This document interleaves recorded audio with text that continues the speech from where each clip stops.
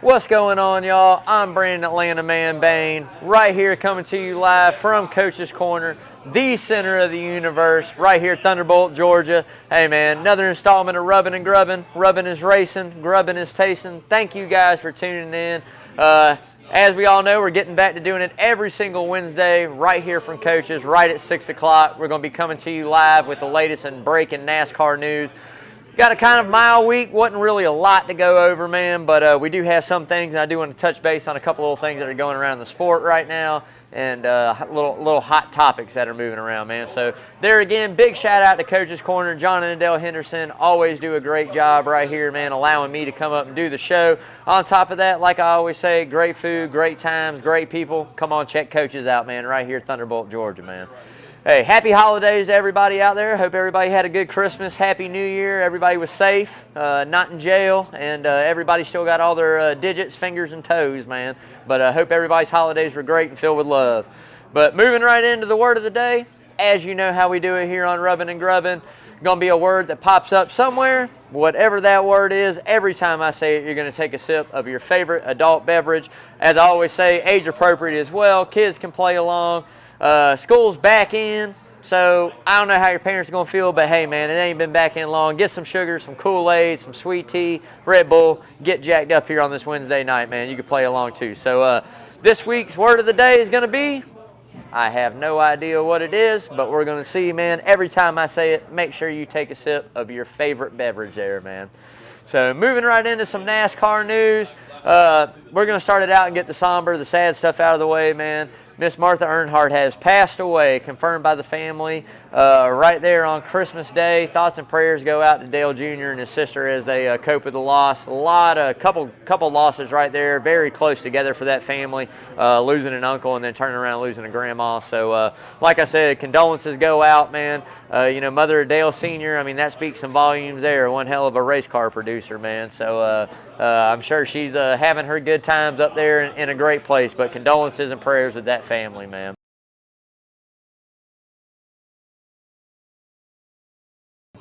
So another big piece of news I want to touch some base on, which this isn't the dirt racing show, but hey, man, Chili Bowl Nationals has started, man, officially. And you definitely got to check this out. This brings some of the world's best dirt track racers all in one place. It's in a dome. It's inside. My great Uncle King, my Uncle Brad, my dad's gone to this numerous times. I had the opportunity to go, never went. I probably should have. I'll put it on the bucket list at some point in time. I'll get there and do it. But if you've never seen it, this is the true meaning of racing right here. These guys go out there and go after it. It is a lot of fun to watch. So definitely tune in. I think qualifying races started last night. It's going to continue on in. This is the biggest field that the Chili Bowl has ever fielded. I think there's like 390 entries or something, man. A lot of big names: Kyle Larson, Christopher Bell, Sammy Swindell. You got guys from all over, all different walks of life in the racing world, man, that are coming together to race these cars. So definitely make sure you tune in and check that out. Speaking of a little bit of dirt racing, man, one former NASCAR star there in Casey Kane jumped on, man, running a full-time schedule over there on the World of Outlaws sprint cars, man. So I think that's going to be a big move for Casey. Seems like in the last few years, a lot of guys that retired from NASCAR still do have the passion for racing, just don't want to be on that main stage or as incorporated as NASCAR is, and they go back to what they love doing, and a lot of the time it's dirt racing. So I think Casey Kane there again is going to be a perfect fit. I'll definitely be tuning in to check out a couple of those races. Always thought those were extremely cool race cars anyways, man. So definitely big shout out, big moves there for Casey Kane. So Drew Blickensdorfer, as I announced a couple weeks ago, man, this is the former crew chief, Michael McDowell over at the 34. He kind of put his 2-week notice in a way, said, hey, I'm not coming back this next 2022 season. Going to kind of explore my options, see what else is out there for me. And he found a home, man. Lo and behold, going to be the new crew chief over there on Eric Almirola in the 10 car with Stuart Haas. I think, maybe they pair up, maybe they do some stuff, maybe that 10 car can get back to being consistent. As we all know, last year we saw him win that one race, the only race there for Stuart Haas. Win, but at the end of the day didn't run consistent at all, made the playoffs but fell out right there through the first round. So maybe we look for a little more consistency out of Eric Almirola now that he's got the new crew chief. What in the hell? I dropped my damn mic. I'm sorry, y'all. Damn margaritas up here at Coach's, man. They don't have to. No tequila. They got to kill you in them, man. A couple dollars in there. Pardon my language, y'all. Anyways, like I said, man, got to get some more consistency back together there for that 10 car, and got to get it together, man. I don't want to see Stuart Haas, go winless unless it's that 4 car, because I could really care less about Kevin Harvick right now still from last year. But at the end of the day, we'll see what they get done and see what he can make happen, man. Do want to give a big shout out there. If you guys haven't yet, please go out, like, share, follow all our social media we got going right here for Rubbin' and Grubbin'. Check us on Twitter, Instagram, Facebook. Man, we got all kinds of stuff. Definitely make sure you go out and check out the YouTube channel. Like those, subscribe, follow us, man, share us out there. Lawrence does a great job doing a little bit of editing on there, a little bit cleaner feed than me dropping the mic and all this good craziness that happens up here at Coaches. But, hey, at the end of the day, definitely go out, like, share, follow all of us, man. As I say all the time, more eyeballs, more people we can get on this, man, the more money we raise for our causes, which we're going to be talking about here in the next couple weeks of what we're doing this year for our checkered flag for charity and Rubbin' and Grubbin' and what we got going on at Coaches at the time being, man. But make sure you go out, like, share, follow, y'all. So here we go, little piece of news. We're going to touch a little bit on it right here. I got some stuff saved up for later on in the show, but Brandon Brown, reason behind Let's Go Brandon, tries to sign on and have a major sponsor, LGB Coin. Let's Go Brandon Coin. It's a cryptocurrency company. Hey, man, at the time when he put it in, it sounded like going to have a full-time ride, full-time sponsor. Said if they do it right, it's not going to stand for Let's Go Brandon. It's going to basically stand for Let's Go America. And we're going to touch a little bit base on that in just a little bit because I got some more things to talk about. I'm not going to ruin it all right here, man. But my biggest thing, my favorite part of the news right now, NASCAR holding that tire test at Atlanta Motor Speedway. So if you've been keeping up with the sport, as you guys know, after that July race there at Atlanta Motor Speedway last year, they started the tear-down process and the rebuild and reconfiguration of Atlanta Motor Speedway.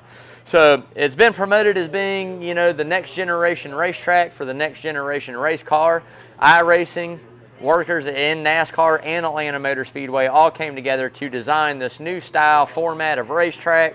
28-degree banking from the previously 24-degree. They also shrunk the turn width down from 55 or 50 feet down to 40. So I tell you what, it is going to be very fast, brand new asphalt.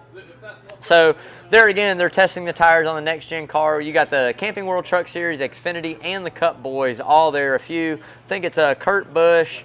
Who else is it? A couple guys, Kurt Busch, a couple other guys that are out there doing the tire test this time, for them at Atlanta. Now, based off that data, we're going to decide kind of what package we run there at Atlanta and what we have going on.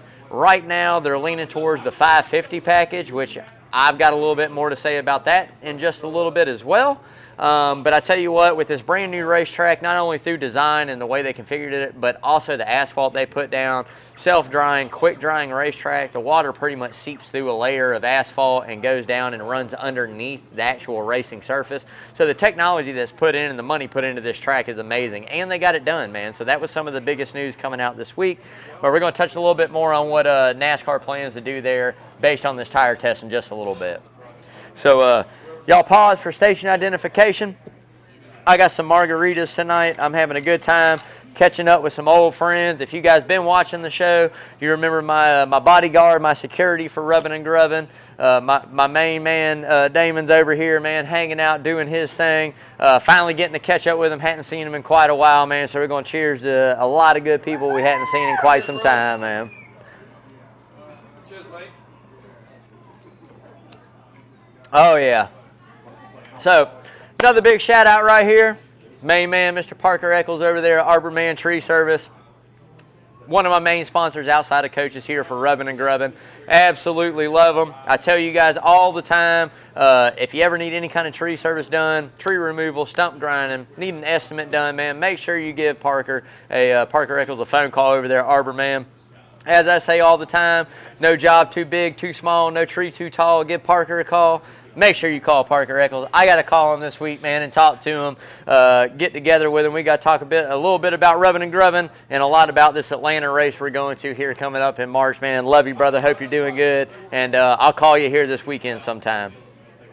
So moving right into this next segment, this is probably my second favorite segment. Right now we're not doing my first because we hadn't started that up quite yet, but it's the who's hot and who's not. And I tell you what, over the last couple weeks, it's been hard to kind of fill these spots in because I'm not really too upset with anybody, and there's nobody really that's kind of like trending in the right direction, right? We're not out here racing. We're not talking about who's got good streaks going, who's got top fives, who's good at this track. We're just kind of talking about what's going on in the news right now, man. So, look, I'm going to say like this. I think the man's been trending up in the past couple months. Bubba Wallace over there just landed another primary sponsor for 2022 in Lidos, I think is how it's pronounced. I have no idea. Jumping back on board, has been a sponsor of them before in that 23 car. Hey, man, so not bad when you got Wheaties jumping on to sponsor Michael Jordan's 19th appearance on the box. McDonald's, DoorDash. I mean, they got some big sponsors moving in over there at 2311, man. And you're bringing on, you're bringing on the next one over here in Kurt Busch that also is going to bring in some more sponsors, man. So, like I said, it could be a breakout year for Bubba and 2311 as a whole. So right now we're going to put them as in the hot category. We'll see how they come out and race at Daytona, what they get done there, see if they can kind of hang in there here coming up in the next few weeks. But for right now, making big moves on the sponsor front, and I think it's very marketable, man. Very smart of them. So good job to them. Big shout out 2311. Kyle Busch Motorsports is going to keep Chandler Smith on in the truck, which I think is very good for Kyle Busch. It's been quite a few years since he's been able to, well, thank you, babe. Been quite a few years since he's been able to keep one guy in that seat. He's kind of juggled guys around. John Hunter Nemechek, obviously, last year, very successful, moving to do other things in his. So Chandler Smith's going to fill in, man, which I think that's really good news. I think Chandler Smith is a really talented race car driver, obviously, as we saw last year. KBM Motorsports trucks are probably some of the best, if not the best in the business. So you're never going to be mad when you get behind the wheel, one of the top 3 best pieces of equipment in the sport in that series. So we'll see what he does. Obviously, we probably all know that Kyle Busch is going to race his 7 races or however many he's allowed in the trucks. And if he's in it, you might as well go ahead and check that off as a win. The man doesn't really lose unless it's a mechanical failure or somebody wrecking him. So anyways, at the end of the day, big moves over there at KBM, locking down Chandler Smith for the year in the truck series, man. So who's not? So this is where we get into a couple little issues that I want to talk about, of a couple things I touched base on earlier. So I brought up the Brandon thing with the Let's Go Brandon, this and that. That's going to be number one, man.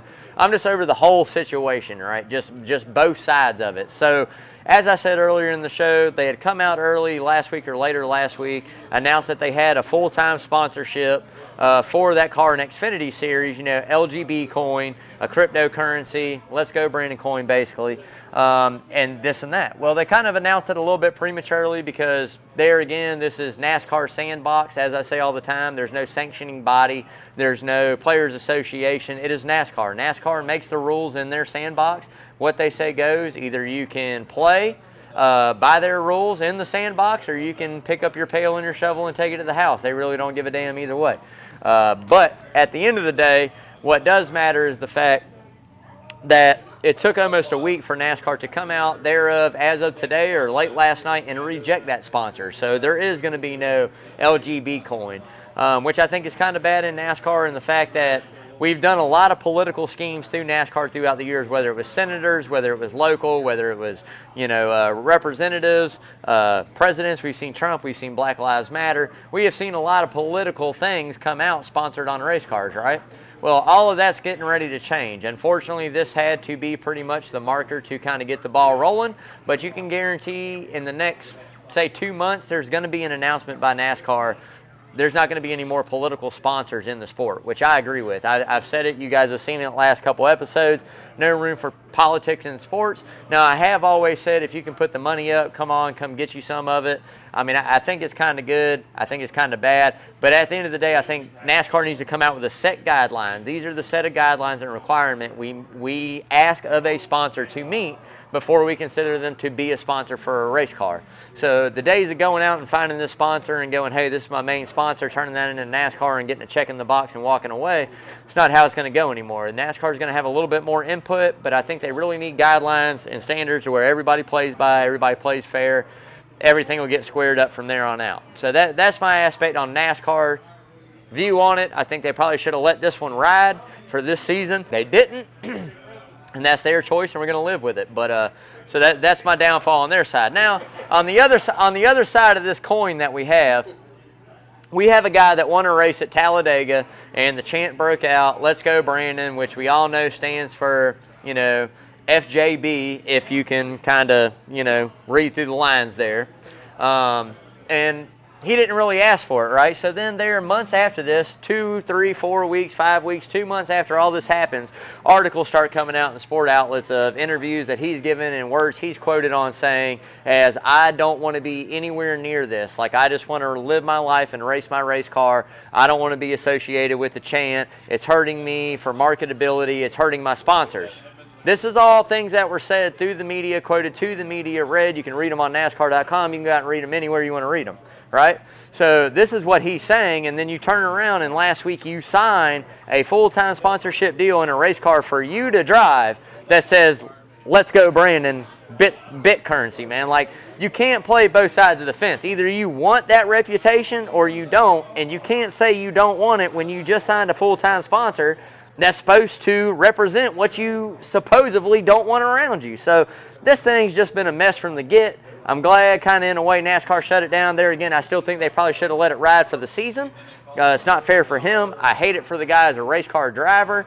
But at the end of the day, there again, I said, you can't try to distance yourself from something and then it be your main full-time sponsor, man. That don't make no damn sense. But anyway, that's my opinions on that. So now, the next thing we got to get into, which is going to be my last rant on the who's not. This is all about NASCAR in general right here, and it has to do with my home track of Atlanta, and there again, something I touched base on earlier.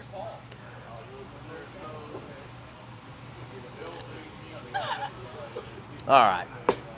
So, what I have to say with this is this. We just built a brand new racetrack there at Atlanta. Bruton Smith put up, and his investors put up however many millions of dollars that it took to turn around and make this racetrack a one-of-a-kind, the next generation racetrack for the next generation car. We got all this stuff going down, and while all this is going down, NASCAR has the nerve to come out and before we even do this tire test, pretty much say that the sanctioning body is leaning towards the super speedway package of 550 horsepower and high downforce.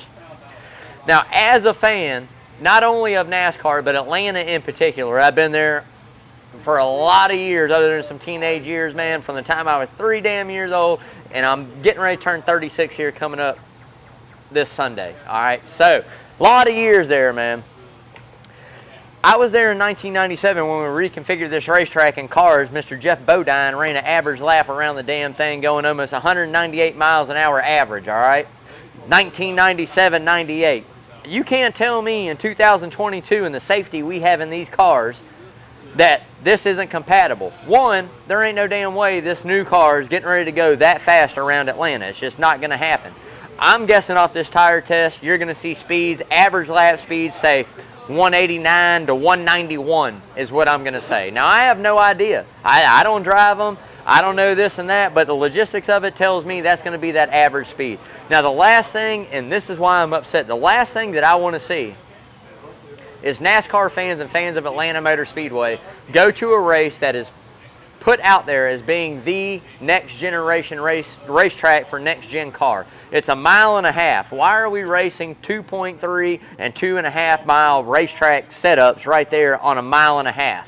They're not going to be able to do what you think they're going to be able to do in race conditions, man. So I say it needs to say the 670 horsepower, same thing that we're going to run every single other place, because there's no guarantee we're not going to go to a California or we're not going to go to a Miami and they're not going to have high speeds there, or we're not going to go to a Texas and they're not going to run fast there. So there's no difference between Atlanta and any of these other racetracks. This is a brand new racetrack being built to be ran with the next gen car. They need to let the car run. That I'm very, very, very upset about. I really hope that NASCAR kind of takes a step back, just like they did on the next gen car, listens to what drivers have to say, listen to what the tires tell them and the wear and the speeds tell them, and make the right choice, man. Because I'm telling you, 550 high downforce is not the right choice at Atlanta, man. These cars need throttle control at Atlanta. They need to be able to hold it down and go. So that's just my opinion, man. Coming to you straight from Atlanta, man. that's all I got to say about that, and I'm done. So, another little segment right here I'm going to start breaking in, maybe every week, maybe every other couple weeks, man. This is what we call the hard right turn. So, we always go left in NASCAR. We turn left, we turn left, we turn left, other than now 6-7 times a year. This is what we're going to call the hard right turn right here. So, it's just something, basically, I'm going to bring up a topic, tell you how I feel about it, talk about it. You guys comment, write anything informational-wise you got on it, or how you feel about it, man. But something I've been wanting to talk about since this next-gen car came out and we went to these full composite bodies is risk for reward, right? So we're getting into something now, there again, we've seen it over the last, say, 10 years, where race car drivers tend to want to run the high line now. That's where we've kind of all developed our, racing skills. You see Kyle Larson doing it. You see Tyler Reddick do it. You see Christopher Bell do it. You see everybody does it. Everybody tries a car up there, man. So it's something we're trying to do. Now, risk for reward is basically based on the fact of now we have composite bodies. If you've been keeping up with anything that's been going on in the sport or watching any of the testing, you saw at Charlotte, you saw Tyler Reddick hit all kinds of stuff, you saw Austin Dillon wreck, you saw William Byron spin out, but the two good wrecks that actually hit walls or hit something, those cars really weren't that tore up for the amount of damage and speed that they were carrying compared to last year's car. So these composite bodies are a lot more forgiving. There's a lot more flexibility in it. It doesn't fold and crease and crack and break and hurt your aero the way that I'm thinking that it did last year. So my question is, how many times this year or how many guys do you think are really going to string this thing along the top at a lot of racetracks that maybe the bottom is usually faster during a part of the race, just due to the fact it doesn't matter if you get into the wall because you're not going to hurt your body. You might scrub some speed for a lap, but you're not hurting your body. Now, what comes into play in that is the rim size. We're up to an 18-inch rim. I don't know how the wheel actually is going to affect if it makes contact with the wall, but the body, we're composite. So we've seen it last year. We saw Kyle Larson try to do it there. I think it was at Darlington or one of the racetracks, the video game move that he made, trying to get the win. Didn't quite work out, but he almost got there. Chase Elliott there towards the end of the season, tried that high line, got into the wall, ended up, costing him some time. I think with this new car and what you're going to see is a lot of guys that are going to hang it out. They're going to hang it out across the top, and if they get into the wall, they get into the wall. I mean, it's basically a plastic body. You're going to burn some plastic. You might dent it here and there, but it's a lot more repairable and not as bad aerally as an actual paper-thin metal bodies we've been running. So that's where I'm coming in the right turn, something very similar to this every single week, man. So I'd love to hear you guys' opinion on this. I got a feeling it's going to lead to a lot of good finishes this year. I got a feeling it's going to lead to a different style of racing that we're not used to seeing. Obviously, the bottom's still the shorter way around, but in years past and what we've seen with that low horsepower and high downforce, you got to keep it revved up. A little bit more horsepower this year. We're going to see what kind of dividends the throttle control can play on the bottom compared to years past. In years past, you burnt that throttle on the bottom, you drop. So we're going to see this year if that throttle control comes back to where they can play with the race car throttle on the bottom, keep up with that top, keep some of that momentum built up. But love to hear what you guys have to say. Like I said, go on there, man. Write us a comment, drop a question, anything. Greatly appreciated, y'all. So now we're moving on right on into the grubbing part. I have no idea what we're grubbing on tonight, but I'm sure it's going to be absolutely delicious from Coach's Corner right here. Everything that comes out of here is delicious.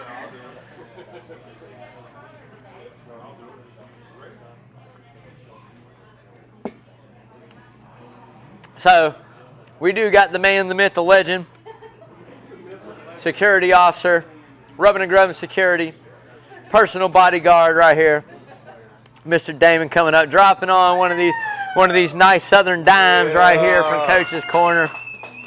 Now, that's going to be the fried pork chop. You got the dinner rolls. You got rice, hoppin' johns, black beans, man. Let me tell you, if you don't come here for the lunch or daily specials, you're backing up. If there's nothing on the regular menu, always ask about the specials. These in the kitchen are cooked with love. I am telling you right now, cooked with love, man. I'm getting ready to get at least some of this rice and beans for sure when I get out of here. Thank you, brother. Yeah, love you, man. Love you too. You know it. Yep. But, hey, coaches news for tonight. I don't have any coaches news up here in front of me, but I will tell you this. I know Coach's Corner has a lot of things planned right here coming up in the year of 2022, man. Right here, starting in February, you're going to get some things kicked off. One, got the Super Bowl, got all kinds of music coming up. We're going to be coming out with that here in the next couple weeks. There again, Masters coming back in April. We're going to have the Earl brothers up here doing their thing with the 19th hole. They're crazy as hell. I don't know where Kyle Busch and his brother are at, man, but I hadn't seen them tonight, but wherever you at, love you, brother. But, hey, man, a lot of big news right here coming out of Coach's Corner coming up, so make sure you stay tuned to Rubbin' and Grubbin' right here every Wednesday, 6 o'clock, Coach's Corner, the center of the universe, man. Another big shout out, getting ready to get it started back. I'm going to say probably the very first on February. Green, white, checkered right there on 104.3 ESPN and ESPN Coastal. You can check us out, PJ Zuko and myself, every Sunday morning, 9 to 9:30. Breaking down that race day for you, man, doing our thing. A little bit more structured than here. Get a little bit of argument going back and forth between the two of us, or a little bit different picks, man, but always great outlooks. PJ, love you, brother. Hope you had a good Christmas and a Happy New Year, man. Can't wait to catch up on Season 3 of Green, White, Checkered, man. But, hey, everybody else, I hope there again, like I said, you're staying safe out there in 2022. Had good holidays, man. I tell you all the time, make sure you spend as much time with family as you can.